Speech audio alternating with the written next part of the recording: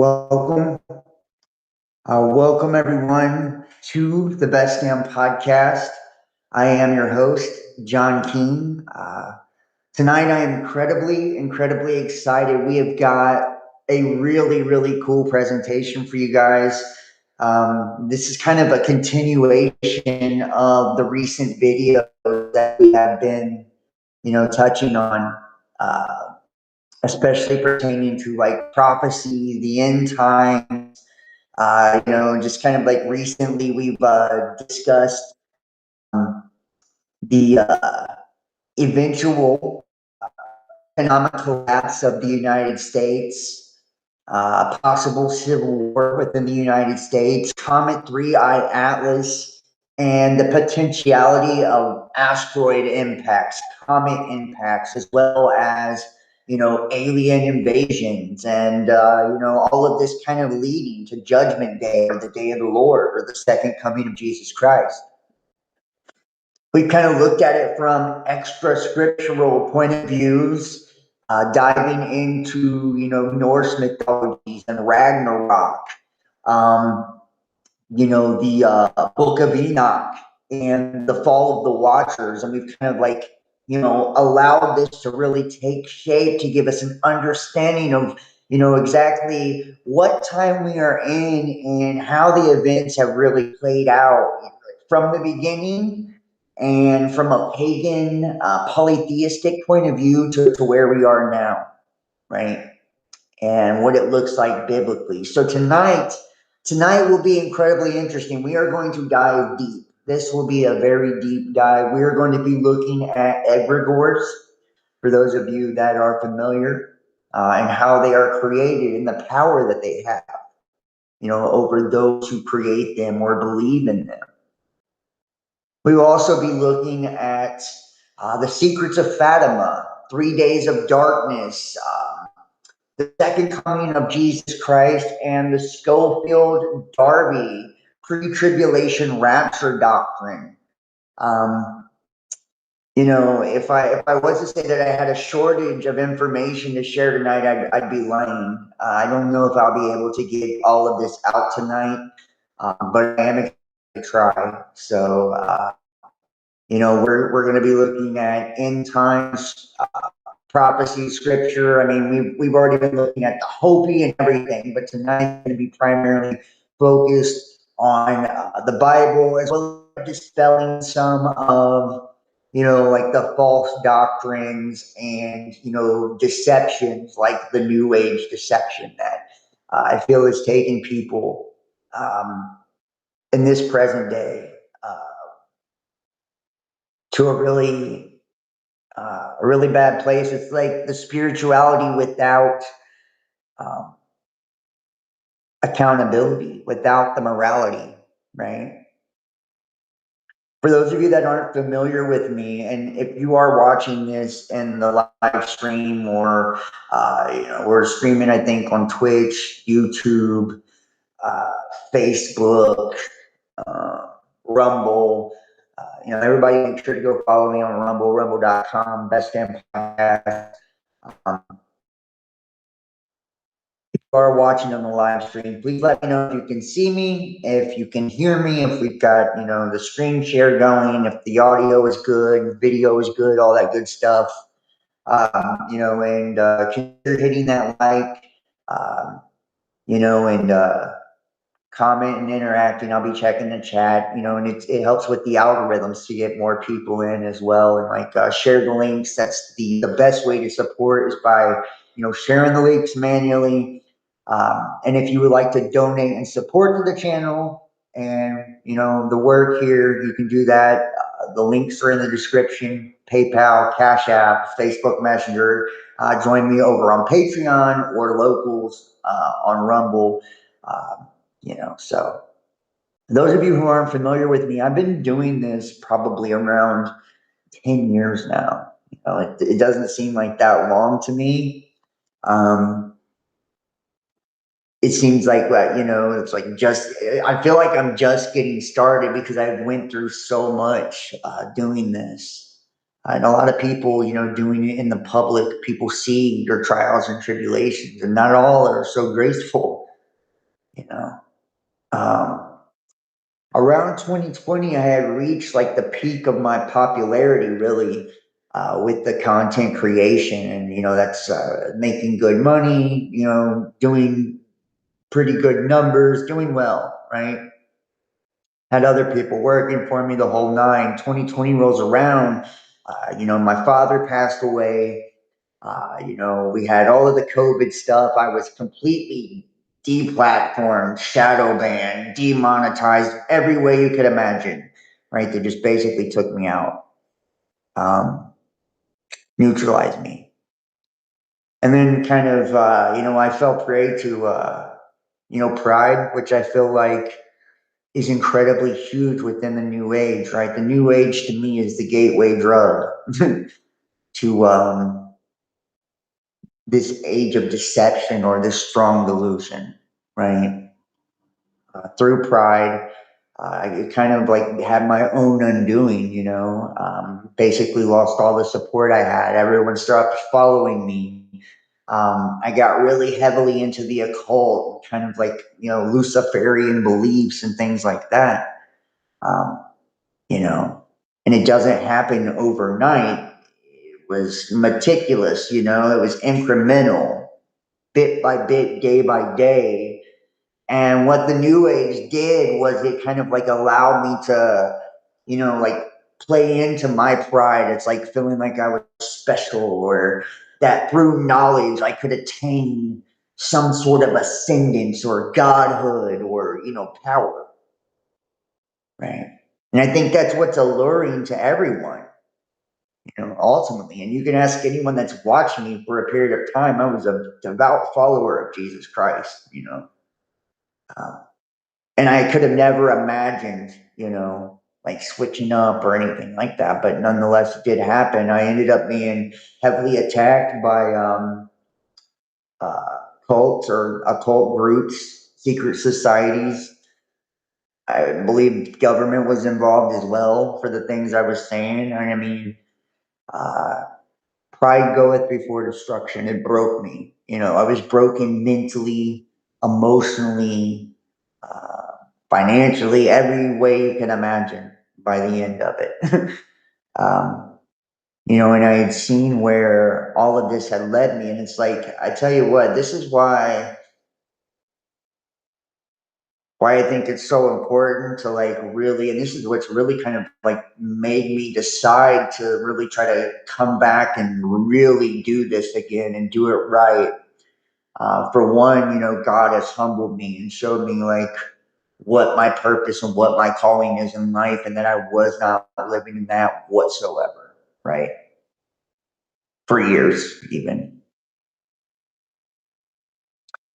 And for two, I think, and I watched many people around me experiencing the same thing. People that, once followed Jesus and shit like that, and then next thing you know, they get cooked online by joining these groups and all of this, and it's like bit by bit, right? Whether it's through Gnosticism or the mystery Babylon stuff, like whatever, the occult has a uncanny way of creeping in on a person spiritually. And by the end of this, I can tell you this much.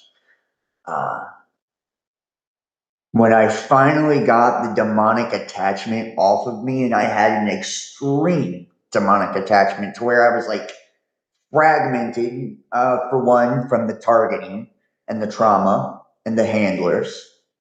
Uh, I was definitely MK Ultra heavily, and I know that that sounds outlandish to some people. It's like, I promise you, you don't have to be a celebrity or anyone important for that to happen to you.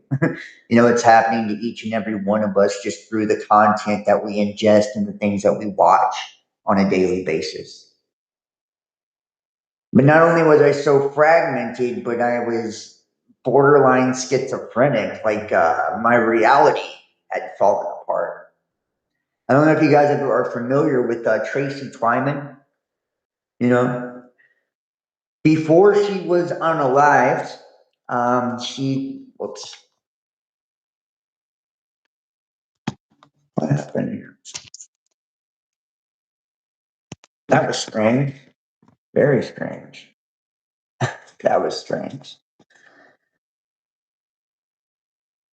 Okay, hold on, guys. I don't know what the heck just happened here.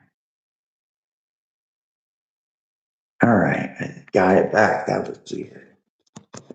That was weird. Okay. So before she was unalive, Tracy Twyman, I apologize for that. She was experiencing a series of uh, targeting as well. And what happened? Did I lose my screen share? Hold on 1 second, people.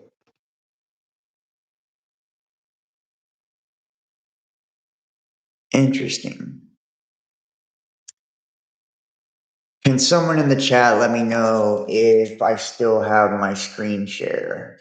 You guys should see an image of Our Lady of Fatima on the screen. If you don't see that, then something is wrong. I might have to restart the screen, which would really suck. But nonetheless, that is so strange. I don't know what the heck just happened here.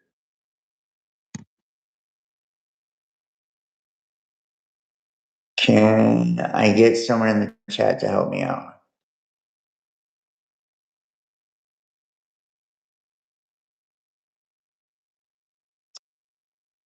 Because I can't see my screen on my stuff here. It looks black to me.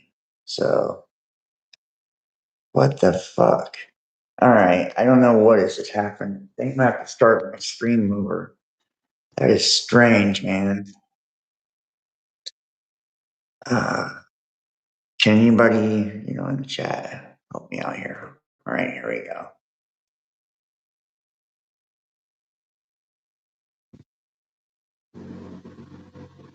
Okay. I think we got the screen back. That was so weird. Yeah, sorry about that.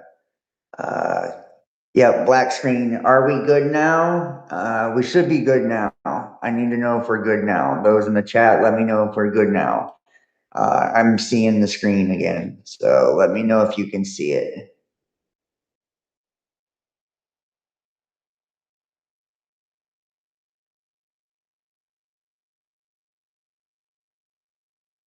Okay, cool. Thank you. I appreciate that. Thank you. Sorry about that, guys. I don't know what the heck happened.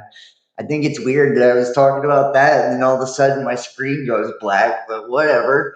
But anyway, so to kind of pick back up where I left off, so the Tracy Twyman stuff, right? She was experiencing this type of targeting. If you guys are familiar with targeted individuals, um, where she had her IP address cloned and her experience on the internet was altered, right? And when I heard her talking about this, like, recently I posted a video of her dead man switch and stuff like that on Rumble, because I can't really post it on nothing else because of the stuff she was talking about. She was heavily into the pedo gate and all of these things before her passing, right? And she allegedly took herself out, but she was going to the FBI and everything before all this happened, which I did mention a few weeks ago. The FBI was came out to question me as well. But she was experiencing this cloning of her IP address and her internet basically being like an entirely unique experience for her. And I experienced this same phenomenon. Now, it almost sounds lunatic. It's like lunacy, right? To think that someone or some entity has the power to clone your IP, and every site that you see is personalized because they are surveilling you, a lot of us, and they do this through the Patriot Act, FISA, all of this, right? Collecting all of this data, read the small print on all of the social media and stuff. Okay. And what they do is they psychologically profile people. And when they consider them dissidents or stuff like that, they can unleash that on you. I had the same experience.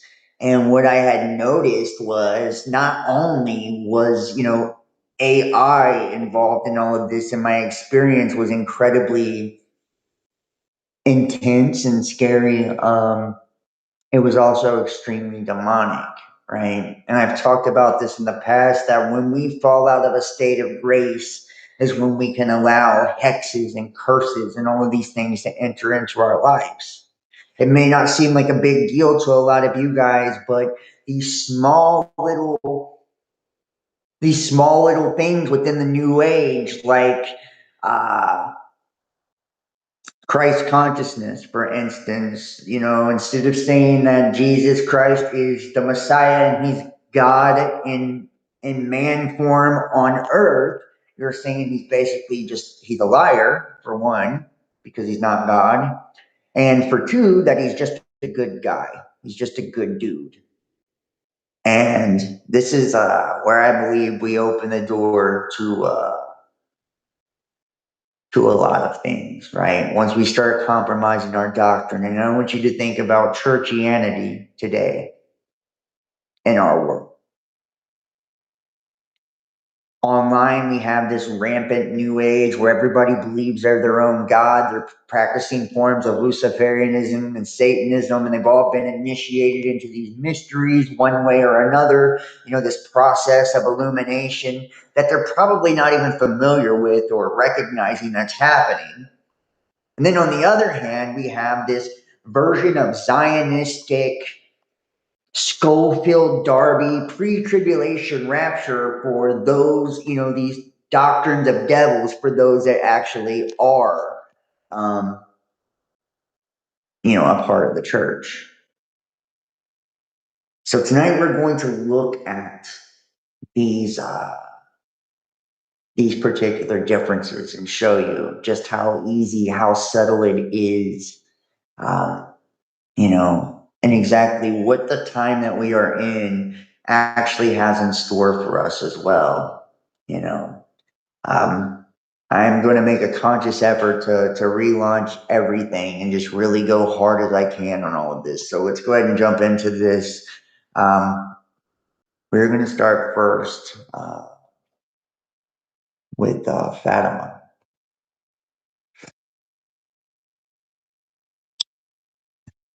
And we're going to jump into the message in just a moment. Now, the Vatican published an official message of Fatima document explaining the three parts of the Fatima secret and the church's reading of the third secret when it was released in 2000.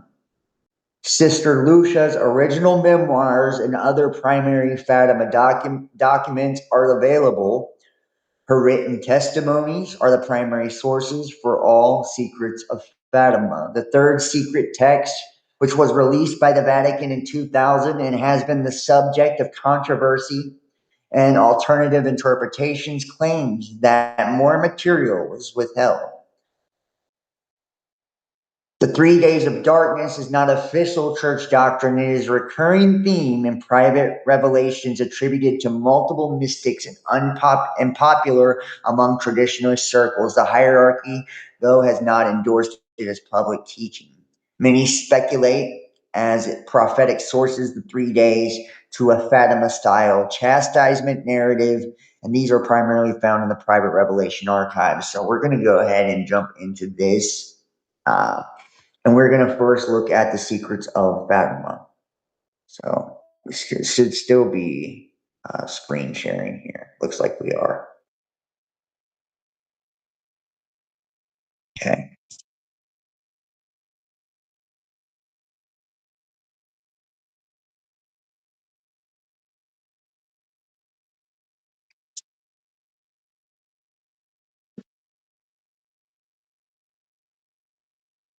Now, this is actually from the Vatican itself. It says a congregation for the doctrine of the faith. And I want you to kind of think too, right? We're going to look at CE5 or psionics, all types of weird stuff, because we are in a strange each time. Um, the Bible talks about in the last days that knowledge will be increased, right? But it also speaks about, uh, men will basically not have sound doctrine and they'll follow the delusions of their own mind, right? That many false prophets will arise. And I think that is more evident than any other time that we can imagine. I recently seen a video, in the whole CE5 contact of extraterrestrials where they're allegedly using psionics. These are rituals, man. These are rituals, right? They are seances, is what they are, and they're calling it extraterrestrial contact. Same thing with channeled messages. We are being incredibly deceived. The government is doing this whole disclosure thing to where they're now like unveiling, in essence, all of these, UAPs and all of this technology, and even preparing us for what appears to be some sort of engagement by an extraterrestrial species. And think about what all of the whistleblowers, the members of Congress and all of this, like, that actually cover this, talk about. They call them interdimensional entities, right? Interdimensional entities. They are talking about spiritual beings. Now, I am of the firm belief that what we are dealing with are not visitors from another solar system. They are not another species that is sitting on a planet somewhere, living in houses and building pyramids and all of that, like we would like to believe, and even using technology. I believe they don't need technology. If these indeed are angels, right, or the fallen angels is what I believe they are, those that interfered with the development of mankind, teaching us the secrets, like in the book of Enoch talks about, right? It says that these entities, they taught us the mysteries that we weren't supposed to know yet. We were supposed to learn those on our own naturally, right? And it corrupted mankind. Well, think about to this very day what's going on with all this phenomena and how we're being gifted craft and technology and fiber optics and Velcro and Kevlar and it's the same thing because there's nothing new under the sun. This is the same story from the beginning, and it's the same story now. That's why you'll see, things like CERN, which is built on the temple of Apollyon, which is also Abaddon from the Bible, the king of the bottomless pit. Uh, he also correlates to Apophis or Pepi, the god of chaos and darkness. That abyss is where these fallen angels are shackled, right? It's their prison. And at the last days, they are released out of this prison, brought onto the earth to wreak havoc, you know, to wreak havoc.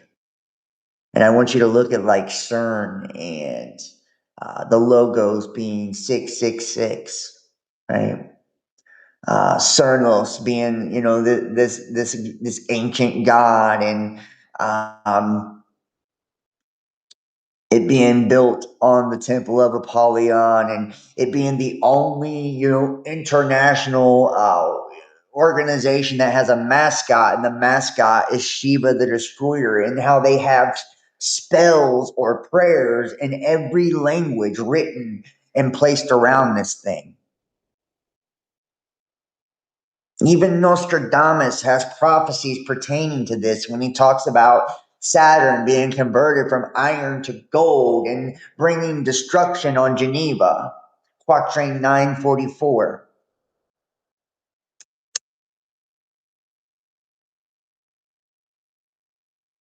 I believe that this is the opening to the bottomless pit.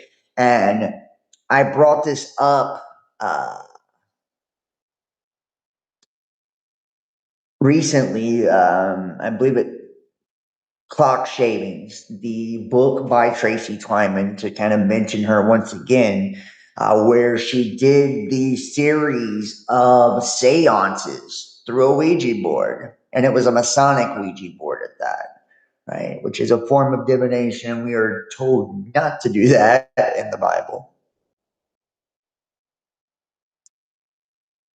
And she first talked to the entity Cain and the Black Sun, right? And how, the Black Sun goes back to this tale of these two brothers, right? Enki and Enlil, or Quetzalcoatl and Tezcatlipoca, right? And the Black Sun being the dark brother, right? The brother of darkness. And I did a video on Operation High Jump and Admiral Byrd and the Hollow Earth, and all of this is, allegedly located at Rupas Negras, right? Where is this opening to the Hollow Earth, which actually goes down to Sheol, the realm of the dead or the underworld. And think about all of the ancient civilizations like the Hopi and the Ant people and all of these people that are talking about, these extraterrestrial entities or these interdimensional entities that are living under the earth, from dwarves to elves, right, to the ant people. And then when Tracy did this, she eventually was connected with Baphomet, which she believes is a symbolic representation of the Masonic God, right? Like when we look at the Lord of Hosts or the God of the Bible, he has many personas or personalities, okay?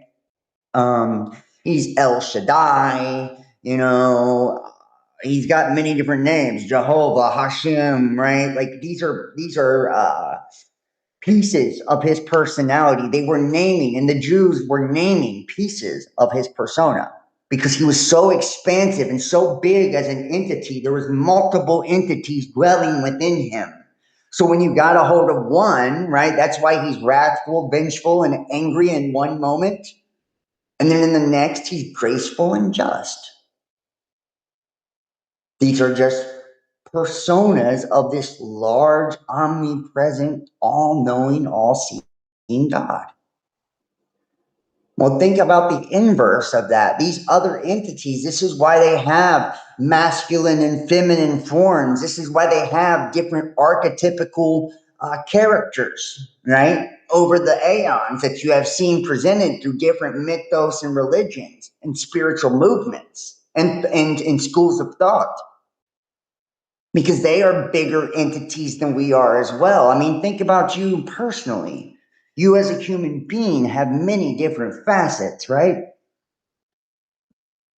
You can be angry, you can be sad, you can be lustful, you can be vengeful, you can bring out all of these different facets of your character, personas, if you will. And if you're fragmented, like a lot of these dark entities are, right? Imagine to the extent of what that, is. And is that really what we're seeing with, the hierarchy of Satan and hell? When we see like the different dukes and kings and, colonels and commanders and sergeants in the army of hell, from Satan to Lucifer, to Lucifuge Refocal, right? Like all of these different entities, to Beelzebub, to all of this, are these just different facets of Satan? And then think about what you see in the symbolism of Baphomet, right? It is this, goat-headed god with male and female parts, the caduceus, and all of this, right? It's like this embodiment of all of these different aspects, right? Or archetypes. So when she talks to this creature, it talks about in the end times and in the last days, there is this joining together, of the, and Gnostic teachings talk about this. I reference this text a lot because it's just to me, one of the most important Gnostic texts, and it's a really good read. Uh, and it kind of derives from some of Genesis. It's called Reality of the Rulers or Hypostasis of the Archons. And in this particular text, it talks about how the waters above the firmament are separated from the waters below the firmament, right? And then I want you to think about the Asir and the Norse gods and how, we have, this is Midgard and all of this, right? It's like this jumping point between the higher heavens and the lower heavens. Well, in the last days, something happens, some portal, some dimensional object, which I believe is CERN, connects these spaces. And when it does, and this is what that Baphomet said to Tracy, right, through her channeled or seance messages, that in the Hopi prophecy, which I just covered 2 videos ago, the same thing.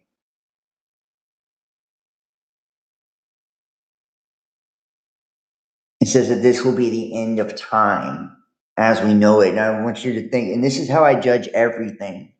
Is it backed by scripture? Right? Does scripture support what is being said? And I believe it does.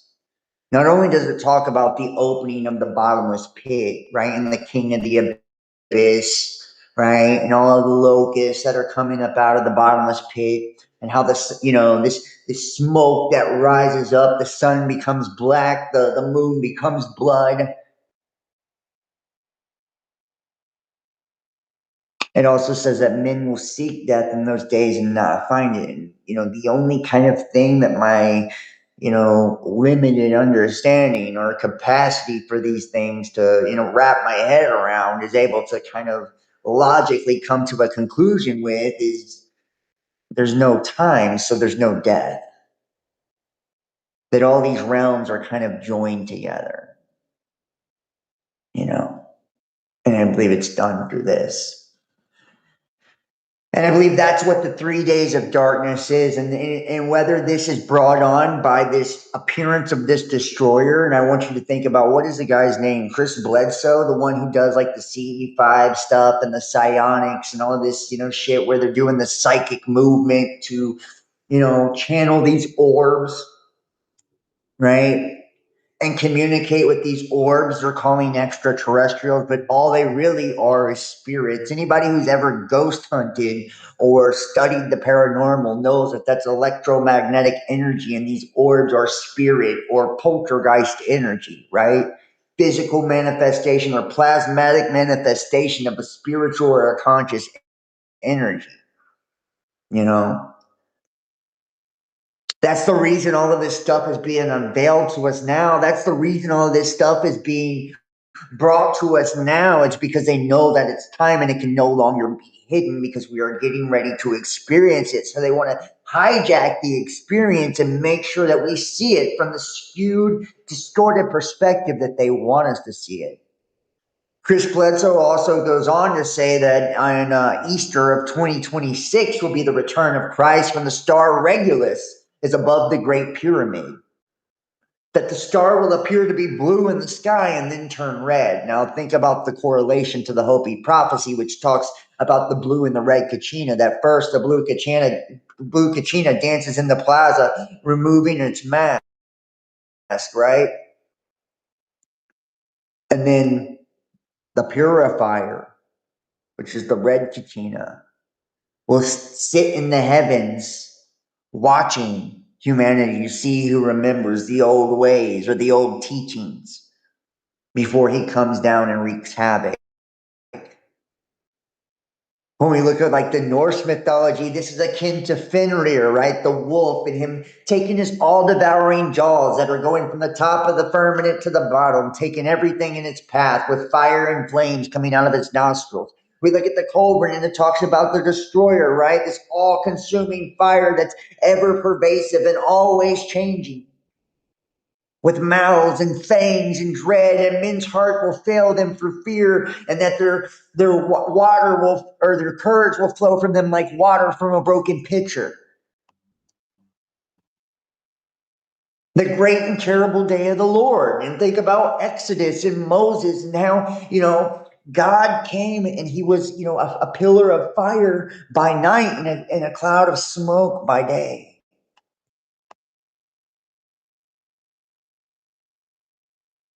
And I believe this is what brings on these 3 days of darkness and all of this.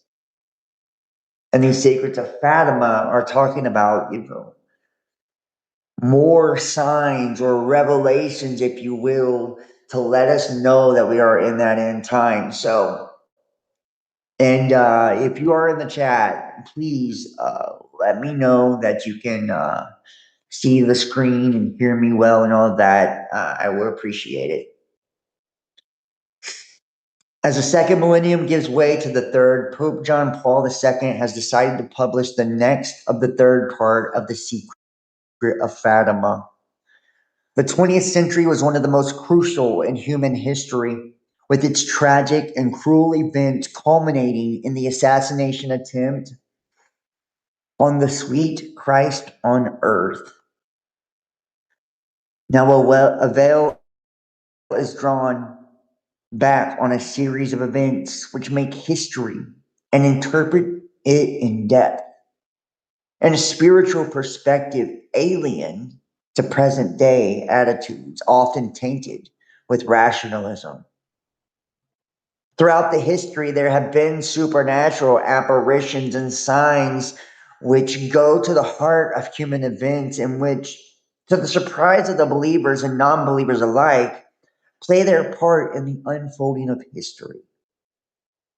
These manifestations can never contradict the content of faith and must therefore have their focus in the core of Christ's proclamation.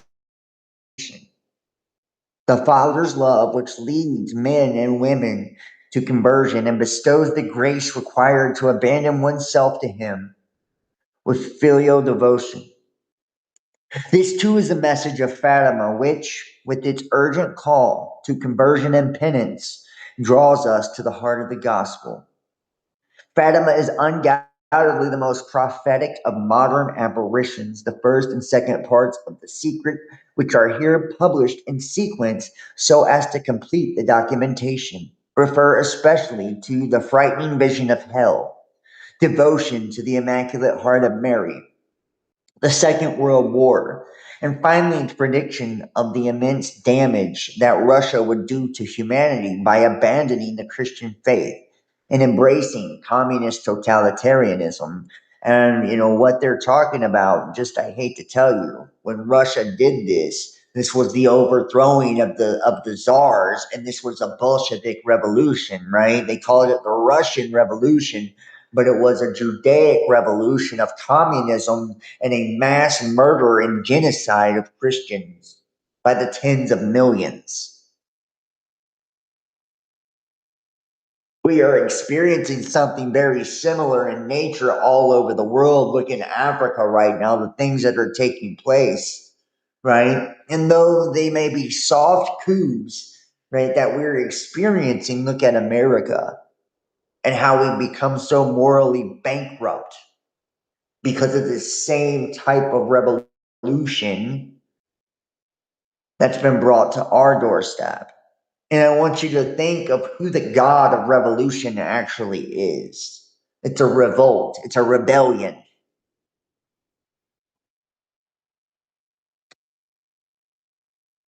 It's not in line with conservatism and the ideas that we essentially were built and founded on, although they are kind of Luciferian in principle in this age of enlightenment, and the founding of this, in 1776 of the Bavarian Illuminati and all of these different countries, and these downfalls of monarchs and all of this, like in this bringing in of democracy.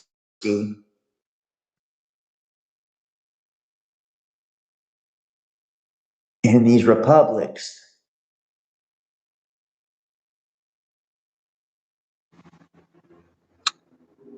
In this pursuit of liberty.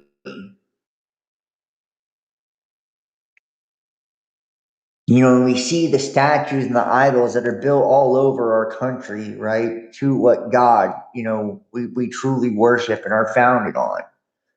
But at heart, the people of this country, that what actually brought the prosperity to the country was Christianity, right? That was the soul of the population. And irregardless of what the soul of the governance was, right? And we still see that true to this day in some regard. The soul of the government definitely being authoritarian, Luciferian, right? Pushing these LGBTQ, propaganda, the confusion of the genders and all that. And we're making a turn because the masses are rising up and pushing back against the tide. We're seeing the results of what these revolutions actually bring.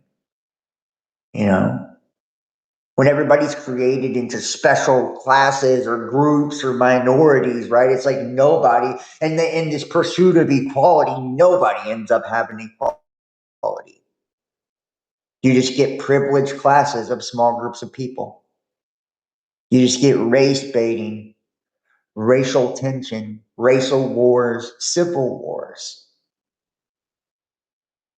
or the socialist structure, right?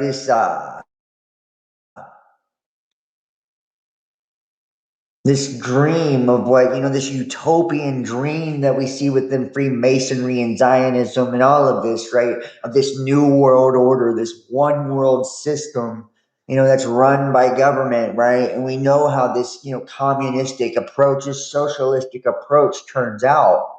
We've seen the experiments, right? With Stalin and all of it, right? We've seen the experiments. North Korea,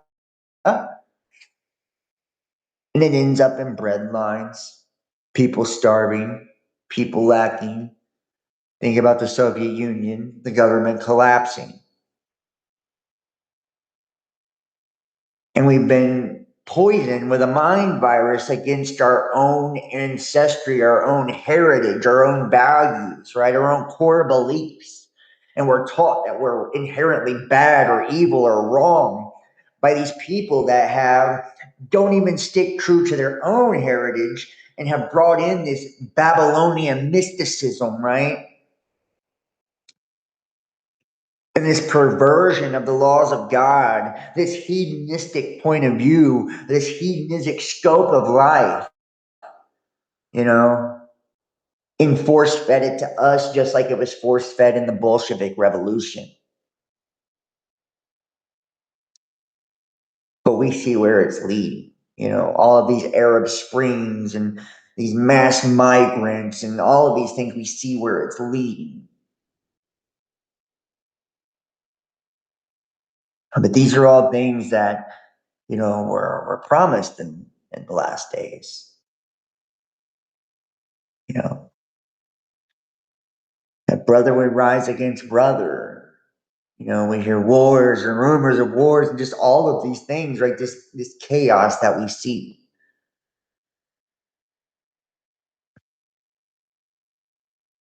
In 1917, no one could have imagined all this. The three Pastorimbos, I think I said that wrong, Pastorimbos of Fatima, see, listen, and remember.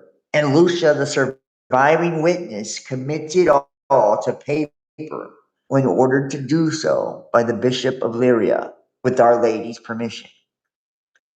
For the account of the first two parts of the secret, which have already been published and are therefore known, we have chosen the text written by Sister Lucia in the third memoir of the 31st of August, 1941. Some annotations were added to the fourth memoir of 8th of December, 1941. The third part of the secret was written by the order of His Excellency, the Bishop of Lyria, and the Most Holy Mother on the 3rd of January, 1944. There is only one manuscript, which is here reproduced photostatically. The sealed envelope was initially in the custody of the Bishop of Lyria to ensure better protection for the secret.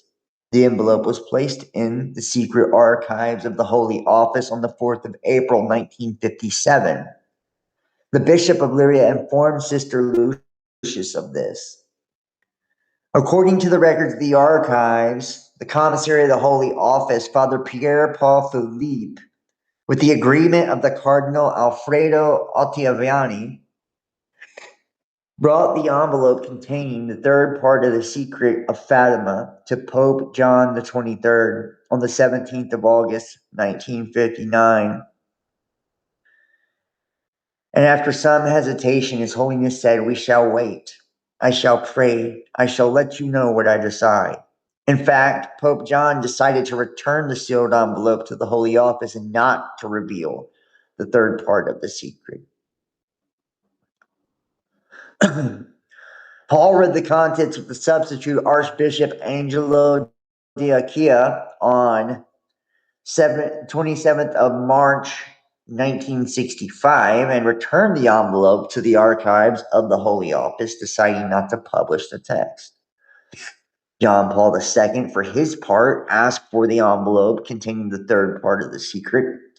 Following the assassination attempt on the 13th of May, 1981, on the 18th of July, 1981, Cardinal Franzo Eapere, prefect of the congregation, gave 2 envelopes to Archbishop Eduardo Martinez Samalo, substituted the Secretariat of State. One white envelope containing Sister Lucia's original text in Portuguese, the other orange with the Italian translation of the secret. On the following 11th August, Archbishop Martinez returned the 2 envelopes to the archives of the Holy Office. And one thing I feel like we're seeing here is this common theme of they continued to make themselves privy to this information, but they didn't believe that the masses, should know this. As it is well known, Pope John Paul II immediately thought of consecrating the world to the Immaculate Heart of Mary, and he himself composed a prayer for what he called an act of entrustment, which was to be celebrated in the Basilica of St. Mary Major on the 7th of June, 1981. The Solemnity of Pentecost, the day chosen to commemorate the 1600th anniversary of the First Council of Constantinople and the 1550th anniversary of the Council of Ephesus, or Ephesus. Since the Pope was unable to be present, his recorded address was broadcast. The following is the part which refers specifically to the act of entrustment. Mother of all individuals and peoples, you know all their suffering and hopes. In your motherly heart, you feel all the struggles between good and evil, between light and darkness that convulse the world. Accept the plea which we make in the Holy Spirit directly to your heart, and embrace with the love of the mother and the handmaid of the Lord those who most await this embrace, and also those who act of entrustment you to await in a particular way. Take under your motherly protection the whole human family, which with affectionate love we entrust to you, O Mother. May there dawn for everyone the time of peace and freedom, the time of truth, of justice, and of hope.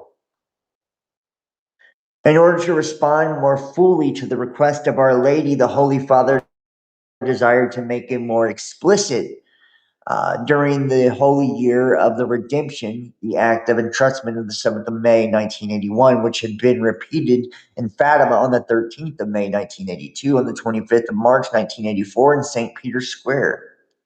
Are recalling that The fiat uttered by Mary at the Annunciation, the Holy Father, in spiritual union with the bishops of the world who had been convoked beforehand, entrusted all men and women and all peoples with the Immaculate Heart of Mary, in terms which recalled the heartfelt words spoken in 1981.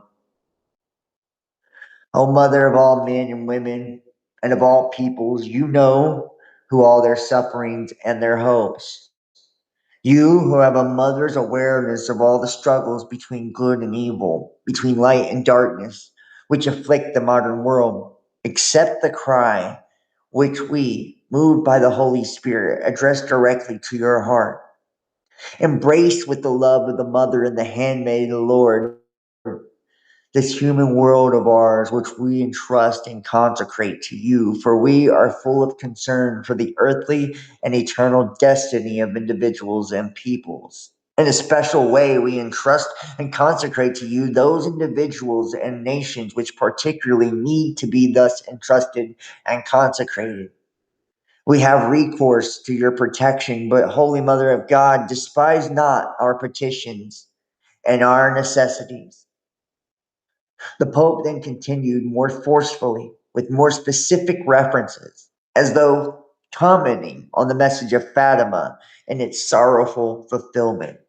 Behold, as we stand before you, Mother of Christ, before your immaculate heart, we desire, together with the whole church, to unite ourselves with the consecration which, for love of us, your Son made himself to the Father. For their sake, he said, I consecrate myself that they may also be consecrated in the truth. We wish to unite ourselves with our Redeemer in this, his consecration for the world and for the human race, which in his divine heart has the power to obtain pardon and to secure reparation. The power of this consecration lasts for all time and embraces all individuals, peoples, and nations. It overcomes every evil that the spirit of darkness is able to awaken. And it has, in fact, awakened in our times, in the heart of man, and in his history. How deeply we feel the need for the consecration of humanity and in the world, our modern world, in union with Christ Himself, for the redeeming work of Christ must be shared by the world through the church. The present year of the redemption shows this, a special jubilee of the whole church. Above all creatures, may you be blessed, you, the handmaid of the Lord, who in the fullest way obeyed the divine call. Hail to you, you who are holy, united to the redeeming consecration of your Son. Mother of the church, enlighten the people of God along the paths of faith, hope, and love. Enlighten especially the peoples whose consecration and entrustment by us you are awaiting. Help us to live in the truth of the consecration of Christ for the entire human family of the modern world. And entrusting to you, O Mother of the world, all individuals and peoples, we also entrust to you this very consecration of the world, placing it in your motherly heart, immaculate heart. Help us to conquer the menace of evil, which so easily takes root in the hearts of the people of today, and those who have measurable effects already weigh down upon our modern world and seem to block the path toward the future. From famine and war, deliver us. From nuclear war, from incalculable self destruction, from every kind of war, deliver us. From sins against the life of man, from its very beginning, deliver us. From hatred and from the demeaning of the dignity of the children of God, deliver us. From every kind of injustice in the life of society, both national and international, deliver us. From readiness and trample on the commandments of God, deliver us. From attempts to stifle in human hearts the very truth of God, deliver us. From the loss of awareness of good and evil, deliver us. From sins against the Holy Spirit, deliver us, deliver us. Accept, O Mother of Christ, this cry laden with the sufferings of all individual human beings, laden with the sufferings of whole societies. Help us with the power of the Holy Spirit to conquer all sin, the individual sin and the sin of the world, sin in all its manifestations. Let there be revealed once more in the history of the world the infinite saving power of the redemption, the power of merciful love. May it put a stop to evil. May it transform consciences. May your immaculate heart reveal for all the light of hope. Sister Lucia personally confirmed that the solemn and universal act of consecration corresponded to what Our Lady wished. And the documentation presented here, 4 other texts have been added to the manuscripts of Sister Lucia. The Holy Father's letter of the 19th of April 2000 to Sister Lucia, an account of the conversation of the 27th of April 2000 with Sister Lucia. The statement which the Holy Father appointed Cardinal Angelo Sodano, Secretary of State, to read on the 13th of May 2000. The theological commentary by Cardinal Joseph Ratzinger, prefect of the Congregation for the Doctrine of the Faith. And, I find it interesting that they chose the 13th of May to do that in the year 2000. If we look at like the numerology and the symbolism within that, right? I know a lot of people, especially those of the Protestant faith, which I am one. We have issue with this kind of worship of the mother, right? Without trying to be offensive to Catholics, because I could just not grasp or understand the depth of it. The thing that kind of worries me with the whole mother thing is like this whole divine feminine and universalism that we see within the New Age and the occult as well, right? And these connections to the Vatican from, you got to think these were the Romans, right? And they converted from, a power of political governance to a power of religious political power, right? Under Constantine, you know. He seen the cross in the sky, or the sign of the cross in the sky, and I believe he heard these words that says, with this sign you will win, or something to that effect. So he went to start fighting his wars under the banner of the cross, right? And as the Roman Empire was dissolved and fell, it became the Vatican, a religious empire, you know, which we've talked about the secret oath of induction of the Jesuits, right? And, the whole laying waste, boil, and slay, and all of that to the Protestant, heretics, basically. That's the extreme oath of induction, and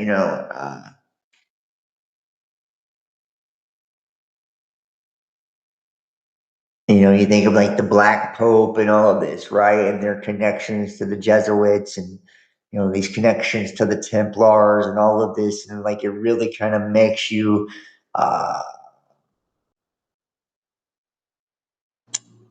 somewhat hesitant to just accept everything at face value because of the resemblance of that divine feminine universalism aspect of the occult, right? Um, and how the Bible talks about, this scarlet woman, right? The whore of Babylon. And I'm not calling Jesus' mom a whore at all, right? But it makes you wonder if those that are within these secret societies and mysteries and all of this have tried to confuse the language in some way, right? And push the worship of that scarlet woman, right, onto the people, and the essentially and the deity of Abraxas and all of this, which we see with the Gnosticism and the mysteries and all of this as well, right? And I'm not saying that's the case. I'm saying that's what gives me pause or hesitation, is like, because I've seen so much of that happen, throughout time, whether intentional or unintentional, we see this swapping of deities and consciousness in place of one for another, right? And like leading people astray.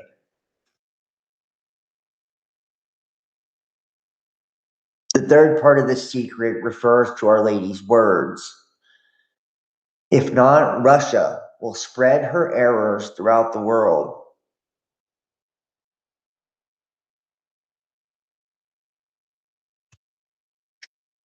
causing wars and persecutions of the church. The good will be martyred. The Holy Father will have much to suffer. Various nations will be annihilated. And, I believe this is the reference to the Bolshevik Revolution, right? When the Zionists rose up within, and they were hedonists at the lowest of levels, right?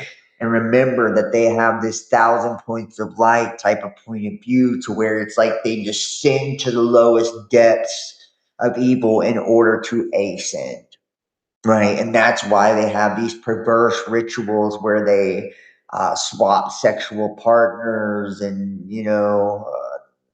all of these things, right? Sleep with each other's wives and all of this, right? It's supposed to be this most extreme version of perversion to create this descending, right? And when they descend to their lowest point, only then in their belief system can they ascend to the Father.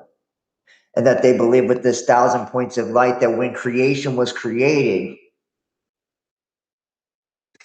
that within matter, that God had so much light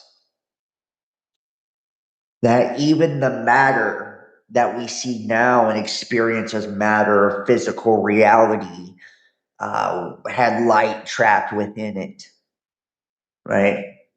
So they basically needed to extract that light out of the darkness by descending down to the debaucherous based, you know, deeds. And many people even believe that, and these are not your Orthodox Jews, right? Or Messianic Jews. They're not the same at all.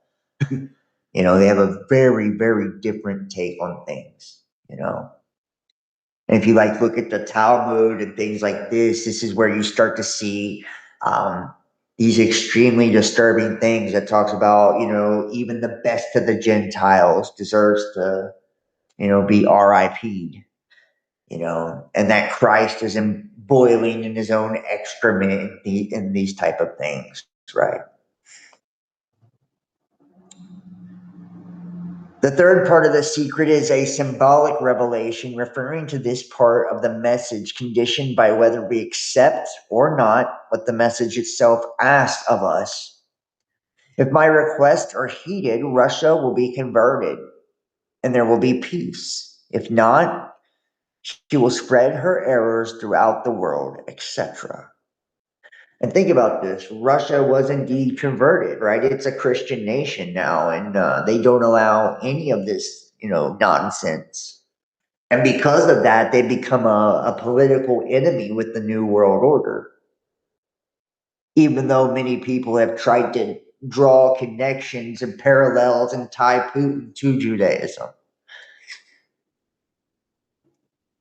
But he seems to be vehemently opposed to it.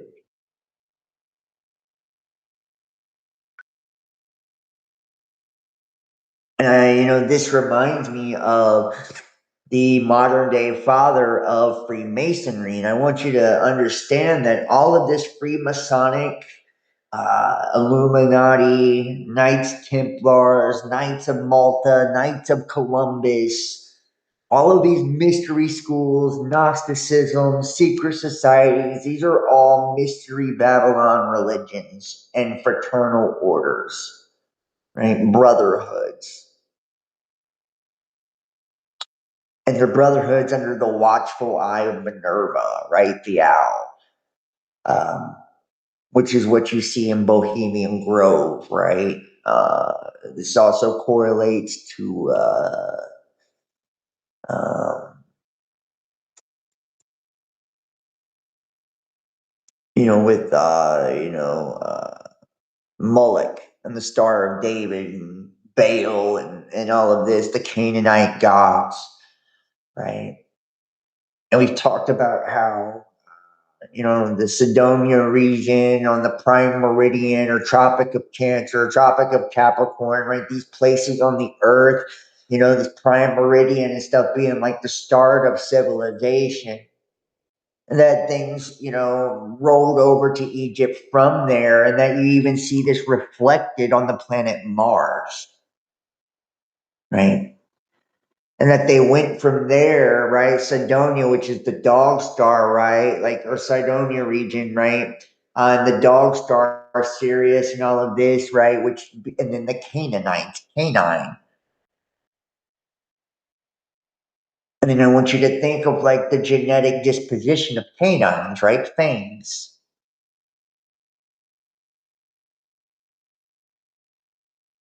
And you can see direct correlations to like Raphaim, Gibborim, Nephilim, right? Like all of these different Aems, which are different versions or variations of the fallen or the seeds of the serpent. That's why Christ, when he refers to them as a brood of vipers, right? You are of your father, the father of lies. And he talks about this synagogue of Satan that claims to be, but are not, right?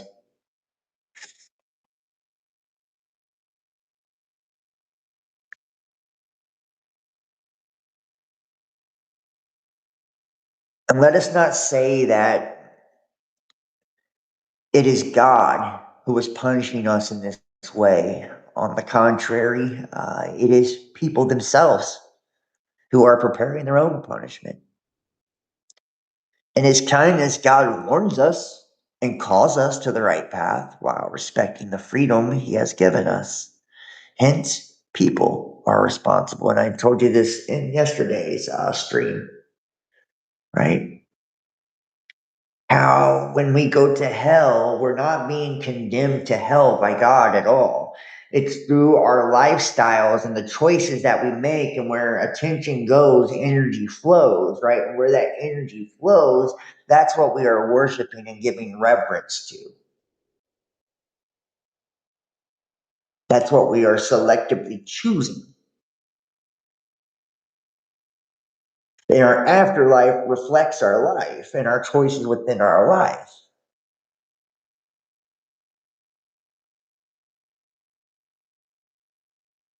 Right? And that's why it talks about those who loses his life will gain it, right? Because it's like it's the sacrifice of the physical, the sacrifice of your physical life and pleasures and satiating yourself that actually gives you eternal life, right? Sacrificing yourself, your will over to God, Jesus Christ, right? Accepting that sacrifice of atonement because you can't live up to the law. The law is a curse. And think about who is actually under said curse. These same group of people, you know. And you see these two factions, right? The Vatican and the Pharisees, right? Battling it out for supremacy, and probably the two most powerful factions on the world to this day. But then when we go to hell, it's absent of all of the things present within God. God, has the waters of life. There's springs of water, so there's no water. God gives us the breath, so there's no air. It's tormenting because it's minus anything that is of his presence or essence. And because we rejected his presence and essence within our life.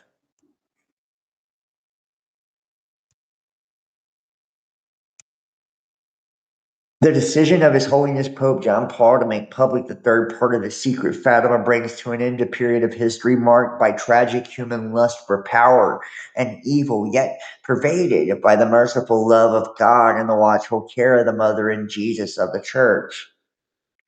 The action of God, the Lord of history, The co-responsibility of man and the drama of his creative freedom are the two pillars upon which human history is built. Our Lady, who appeared at Fatima, recalls these forgotten values. She reminds us that man's future is in God and that we are active and responsible partners for creating that future.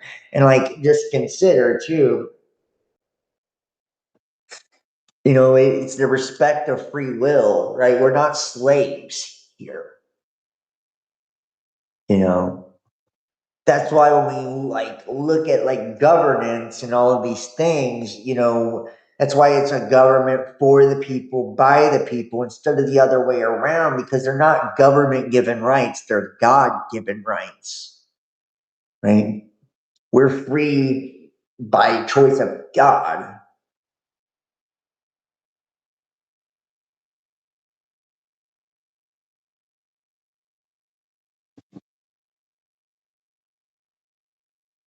And that's why it's so dangerous for governments of the world, especially communist governments, uh, Christians, because they serve God, not government, right? And there's no threat that you can make, because they're willing to be beheaded, they're willing to die for their beliefs, for their God, you know, and be a martyr, because there's no greater honor than that, within itself, to be willing to give your life for Jesus because Jesus gave his life for you, you know.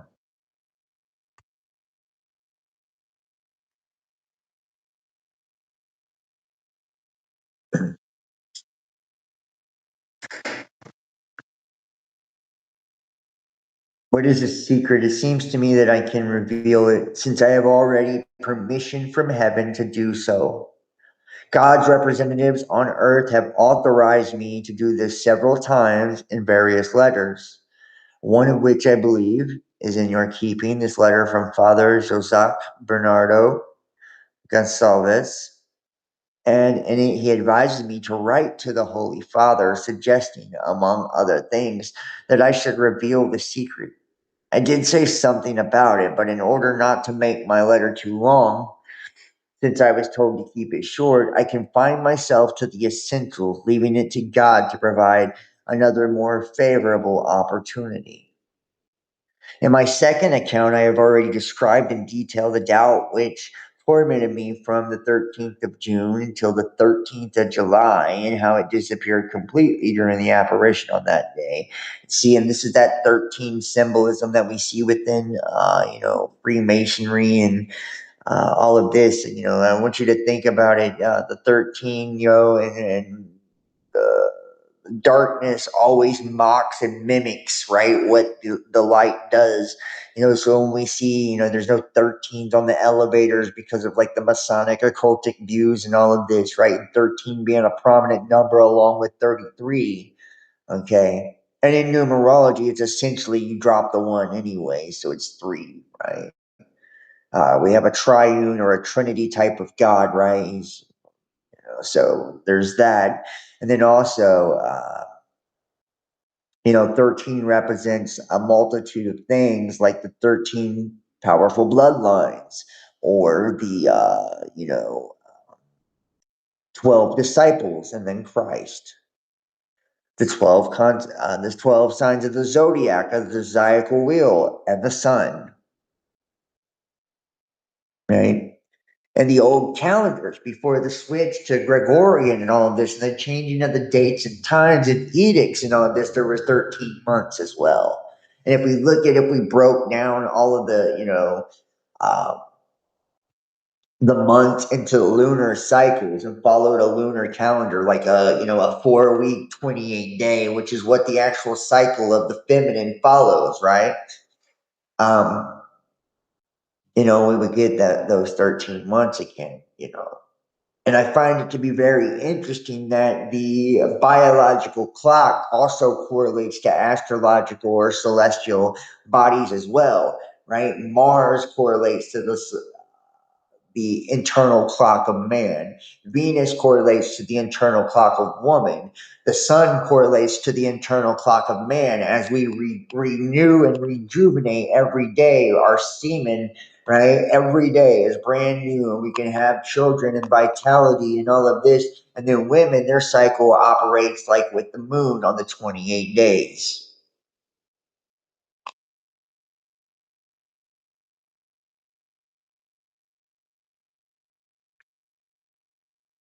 The first part is the vision of hell.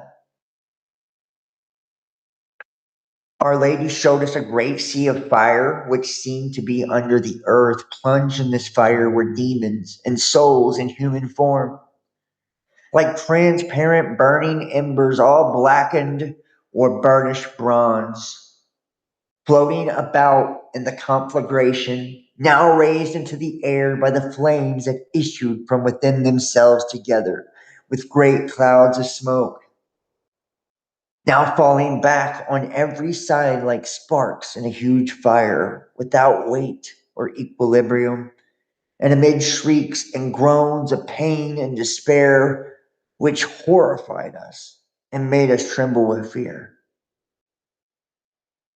The demons could be distinguished by their terrifying and repulsive likeness to frightful and unknown animals, all black and transparent. This vision lasted but an instant, and how can we ever be grateful enough to our kind Heavenly Mother, who had already prepared us by promising in her first apparition to take us to heaven? Otherwise, I think we would have died of fear and terror. And I see, and here's the thing, this is another thing that also kind of worries me about these apparitions, right? And of it being of the mother, right? Lucifer is a transgender, you know. So, and so is Loki, right? He even had kids, as a woman, dressed up like a witch. And I'm not saying that these are one and the same. Uh, or have the same intention or anything like that. But I always like to draw parallels between the different ideologies and schools of thought, and, religious concepts, so people can see, that even in older days that there was uh, similar points of view, even if they were uh, distorted, right?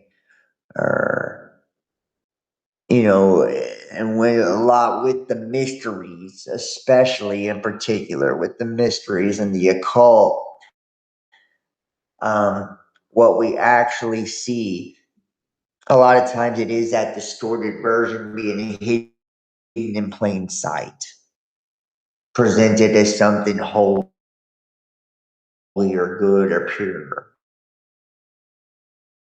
right?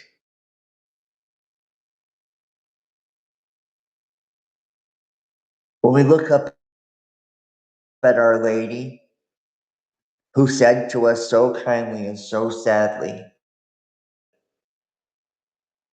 "You have seen," is described in the book of Enoch. To save them, God wishes to establish in the world devotion to my immaculate heart. And see, the sacred heart, immaculate heart, to me, this correlates to Venus and this Venusian ideology, which once again correlates to Prometheus, which once again correlates to Lucifer, right? And keep in mind that Venus also had Aphrodite, right? And the twin aspects of Mercury and Venus, right? Which was Mercury, or Hermes, right? And Aphrodite or hermaphrodite, right? Hermaphrodite, right?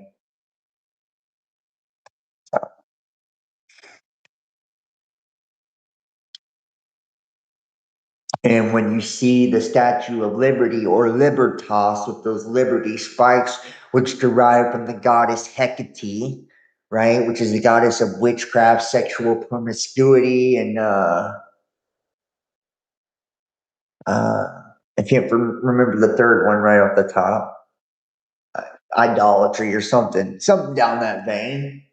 But it's witchcraft, sexual promiscuity, and something like that.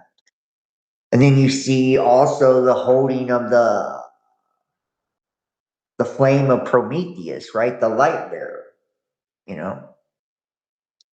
And then the chain on his foot, because he's been released from the bottomless pit. You know, that's the chain that he was shackled with. Loki was shackled, all of this, right? Like, same deities, shackled. And he's wearing a dress, he's in trance. And think about Baphomet, right? In this trance, you know. Think about, you know, when all of these socialist revolutions take place, or these rebellions take place against the conservation of nationalistic Christian ideology, what you see is always a trans revolution, an LGBTQ revolution, this perversion of the natural order and morality, this destruction of the nuclear family, you know, pornography, these types of things, right? Just debauchery in all of its forms, you know, because that's what this God represents, right? It has this debaucherous nature to it. You know, so what are we seeing with, you know, Fatima and the Sacred Heart and all of this? Are we seeing it in its true, like, pure form, right, of the divine feminine? And then what we're seeing with Lucifer and the Scarlet Woman and all of this, right, the Whore of Babylon, we're seeing, you know, the inversion of that, right, from the enemy? Or are they all one and the same and just being disguised as another thing, right, through the mysteries?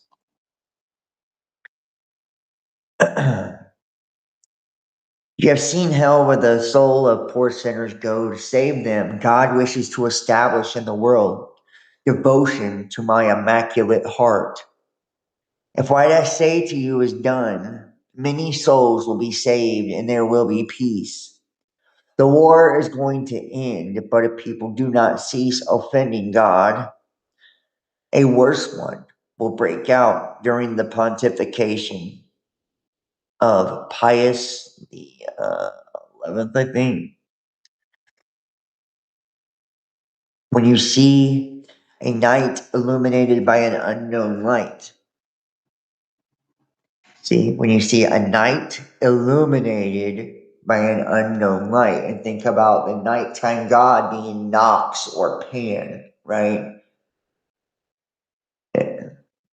It's kind of interesting in this illumination. This is that, once again, this is that, you know, Columbia or Prometheus or Lucifer, you know, and we see all of this symbolism within the United States of America heavily, right? With the 50 stars on the flag representing the 50 sparks that Prometheus stole, you know.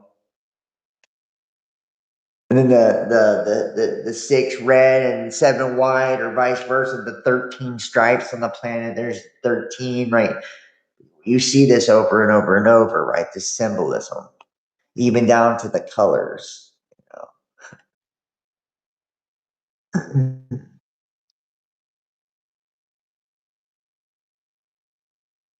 When you see a night illuminated by an unknown light, know that this is the great sign given you by God, and that He is about to punish the world for its crimes by means of war, famine, and persecution of the church and of the Holy Father.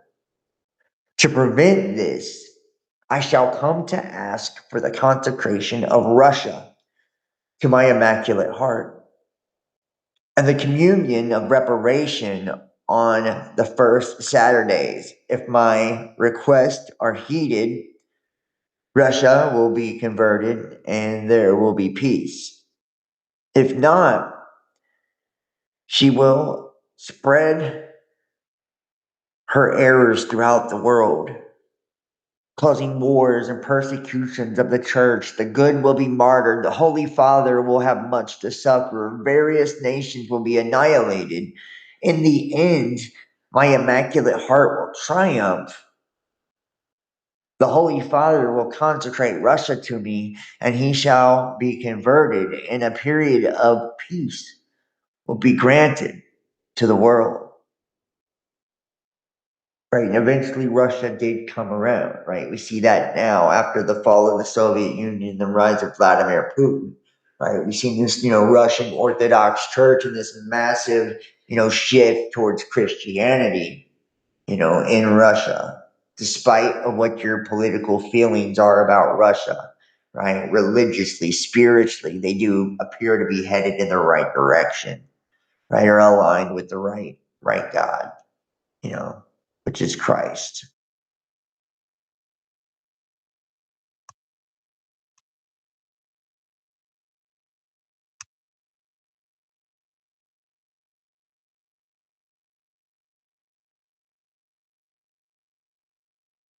The third part of the secret revealed at the Cova de Iria Fatima on the 13th of July, 1917. Notice it's always 13, 13, 13, 13, 13, 13. Notice? I'm not making this stuff up, man. You know. I write in the obedience to you, my God, who command me to do so through this excellency of the Bishop Laria and through your most holy mother and mine. After the two parts which I have already explained, and when it's talking about this great star illuminating the heavens, right? Think about the Hopi prophecy, right? The purifier sitting in the heavens. Think about what Chris Bledsoe said, right? The star of Regulus on the horizon at the Great Pyramid before, and that it was blue and it appeared to be blue and it turns red. One could even kind of say the same thing similarly about a three-eye atlas, which is, third eye atlas, asteroid terrestrial impact last alert system survey. They thought the thing was like a greenish blue or a teal color, and now they see it's red and it's sitting behind the sun.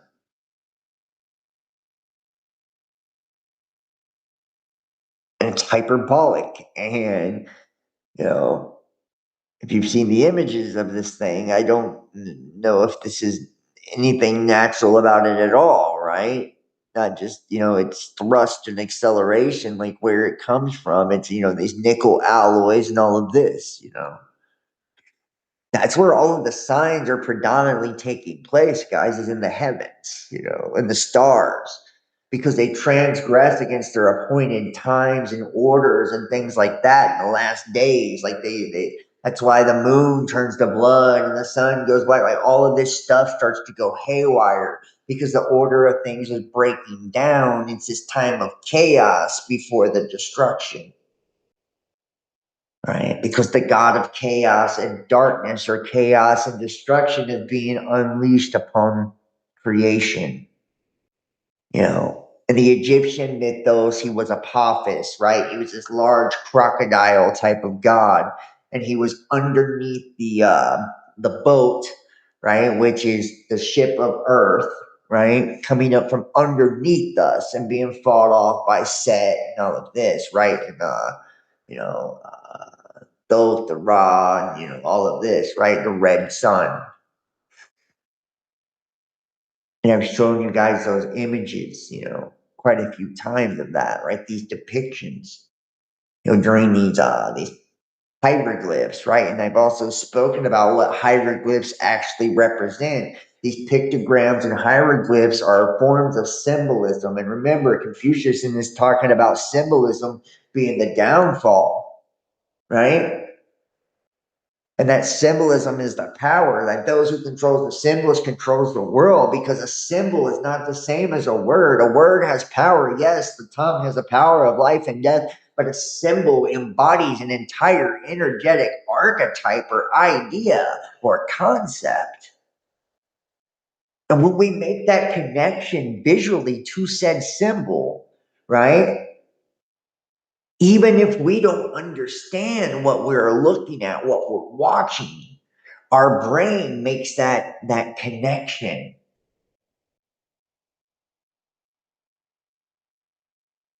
And it unlocks this part of us within our subconscious that goes back to, that hero's journey, that story of humanity, that ancestral story that is within all of us. We begin that awakening or a process because of that. We become activated by just the mere connection to said symbol. So when you see the negative symbolism on your television, on the internet, and on movies, right, of the all-seeing eye and all of these things, these debaucherous base symbols, right? You're connecting to it. You're connecting to the energy. You're connecting to the archetype. It's connecting to you on a subconscious level, whether you're aware of it or not. And then you're feeding into that energy because where attention goes, energy flows, whether you're conscious of the connection or not. And behind each one of these symbols, because the symbol is the same thing as it's a meme, it's mimetic magic, it's a sigil. And the sigil represents the magician. Right? And in this case, the magician is the deity or the demon or the fallen angel. That's what I'm talking about with the whole Kek the frog and the Groiper movement, right? This Kek god, which is, this god of, of darkness, and then you wonder why politics, and this political movement is so divisive and, base and all of this. It's like, that's why. It's connected to that deity. It's connected to that energy. And when we associate ourselves with that, we associate ourselves with that. And we're consciously choosing that. Just like when we're choosing the spirit of Jezebel or Mammon or any other thing. And here's the thing, once you know about it, you're no longer innocent of it, right? So the fact that you're being put on notice right in this moment means you no longer have an excuse to do it. Because the light, right, like followers of Christ cannot yoke themselves with darkness, right? You can't serve two masters, you know. So if you're serving these deities, this energy, this demonic force, right, you're not serving God. After two parts, which I've already explained, at the left, Our Lady, and a little above, we saw an angel with a flaming sword in his left hand. Flashing, it gave out flames that looked as though they would set the world on fire. But they died out in contact with the splendor that Our Lady radiated towards him from her right hand, pointing to the earth with his right hand. The angel cried out in a loud voice, "Penance, penance, penance." And we saw an immense light that is God, something similar to how people appear in a mirror when they pass in front of it. A bishop dressed in white, we had the impression that it was the Holy Father. Other bishops, priests, men and women, religious, going up a steep mountain at the top of which there was a big cross of rough hewn trunks as of a cork tree with bark. Before reaching there,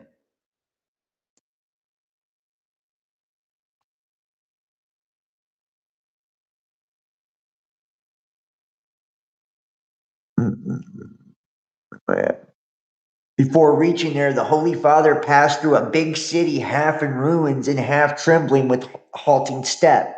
Afflicted with pain and sorrow, he prayed for the souls of the corpses he met on his way. Having reached the top of the mountain on his knees at the front of the big cross, he was killed by a group of soldiers who fired bullets and arrows at him.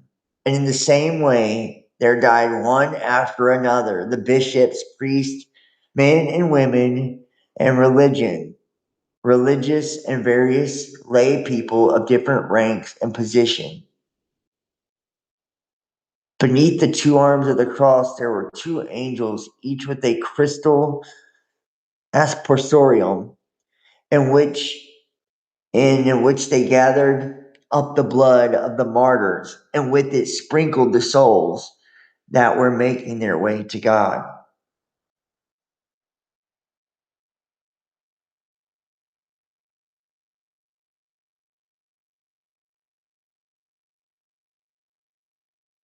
In the great joy of Easter, I greet you with the words,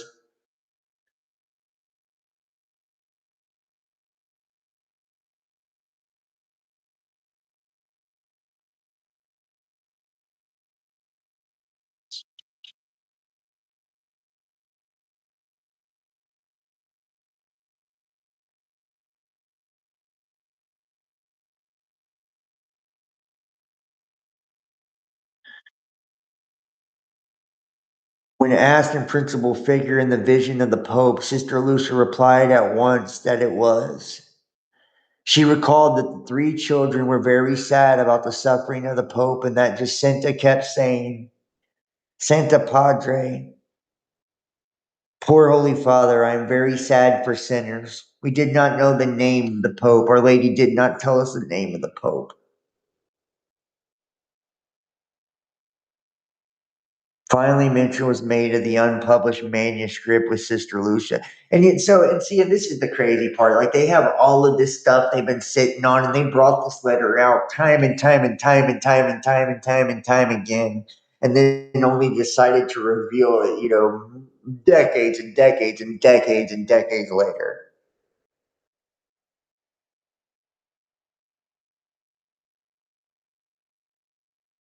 Uh,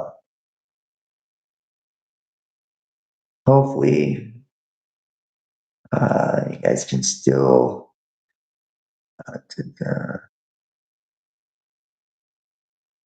no screen share. Fuck.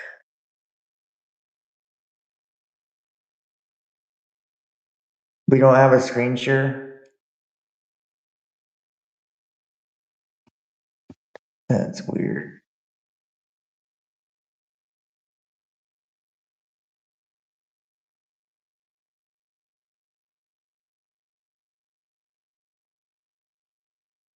Have you guys been able to see the screen? Just let me know.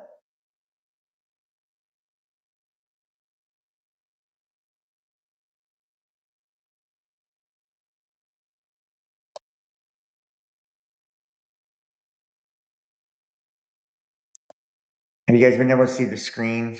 If you could let me know, please. I appreciate it.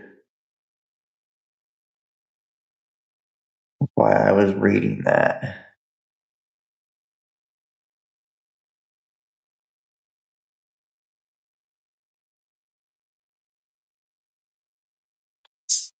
Yes, no. I think it's on a delay or something.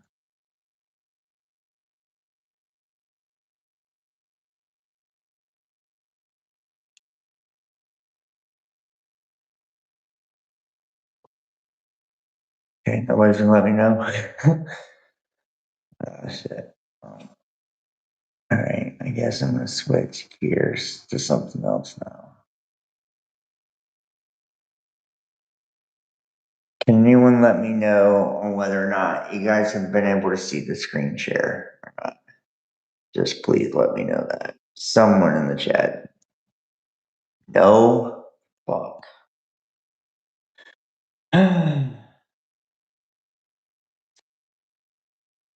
All right.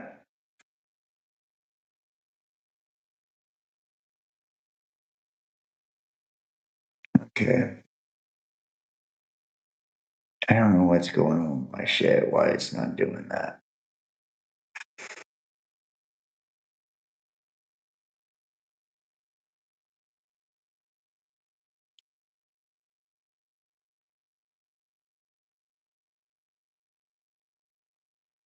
I think I'm gonna start a new stream. That's what I'm gonna do.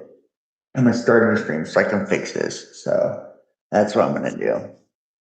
Um, I'm gonna thank you guys for listening, I guess, to this. I will be going live in just like 2 minutes, 3 minutes. I need to get this fixed because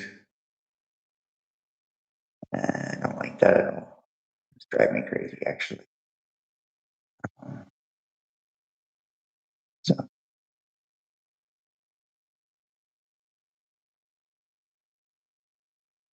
all right.